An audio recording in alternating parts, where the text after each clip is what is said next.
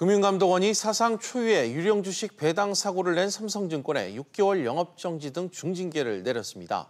삼성그룹 계열사들의 대내외 어려움 속에서 그룹 핵심인 삼성전자는 글로벌 경쟁에서 살아남기 위한 전략회의에 돌입합니다.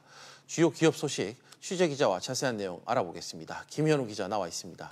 김 기자. 네. 먼저 어제 금감원에서 삼성증권 유령 주식 배당 사고에 대한 제재 심의의 결과부터 전해주시죠. 네, 지난 4월 삼성증권은 우리 사주 직원에게 현금 배당 28억 원 대신 삼성증권 유령 주식 28억 주, 당시 가격으로 112조 원어치를 지급했습니다. 도덕적으로 해이한 일부 직원은 이 주식을 매도했고요. 있지도 않은 주식이 쏟아져 나오면서 주식시장은 크게 출렁였습니다. 이 사상 초유의 사태에 금감원 제재심의위원회는 어제 삼성증권에 중징계를 내렸습니다. 우선 삼성증권은 신규 주식 계좌 개설과 펀드 판매 등 일부 영업을 앞으로 6개월 동안 할 수 없게 됩니다. 과태료 부과도 결정됐습니다. 이와 함께 구성훈 대표는 3개월간 직무가 정지되고 배당 시스템을 보완하지 않은 책임 있는 전직 대표 3명에게 해임 공고와 직무 정지 조치가 내려졌습니다. 금감원은 이번 사태의 책임이 직원이 아닌 삼성증권에 있기 때문에 중징계가 불가피했다고 설명했습니다. 네, 이번 삼성증권 유령 주식 배당 사고, 그에 따른 제재로 삼성증권이 사업이 상당히 좀 큰 타격을 입겠어요. 네, 증권선물위원회 심의와 금융위원회 의결을 거쳐 이번 조치가 최종 확정되면 삼성증권은 3년간 신사업을 할 수 없게 됩니다.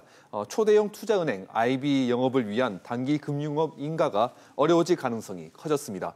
또 국민연금과 같은 기관 투자자들과 거래도 어려워질 것으로 전망됩니다. 네, 그런가 하면 삼성바이오로직스 또 금감원과 현재 분식 회계를 두고 분쟁이 지금 계속해서 일고 있죠. 네, 증권선물위원회는 금융감독원에 삼성바이오로직스 회계감리 조치안을 일부 보완해 줄 것을 요청했다고 어제 밝혔습니다. 삼성바이오에피스 지배력 판단 변경을 더 구체적으로 살펴보기 위해서인데요. 네. 보완 내용 작성과 삼성바이오 측의 의견 청취가 필요하기 때문에 다음 달 중순쯤으로 예상됐던 최종 결과 발표는 더 늦어질 것으로 예상됩니다. 다만 분석 대상 회계 기간을 늘린 것을 놓고 고의가 아니라 처음부터 실수였던 과실 결론이 나올 것이란 분석이 나오고 있습니다.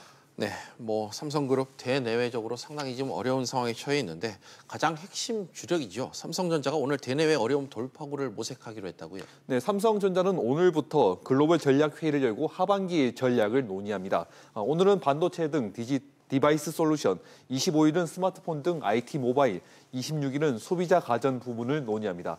오늘 디바이스 솔루션 회의는 중국 업체들과 경쟁 속에서 반도체 호황을 이어나갈 방법 찾기가 핵심이 될 것으로 보입니다.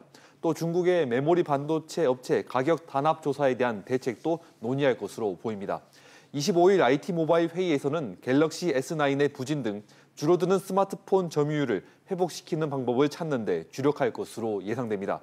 가전 부분에서는 이재용 부회장이 관심을 가진 AI, 전기차 사업 전략과 OLED 사업 확대 방향 등을 논의할 것으로 전망됩니다. 네, 김현우 기자와 이야기 나눠봤습니다.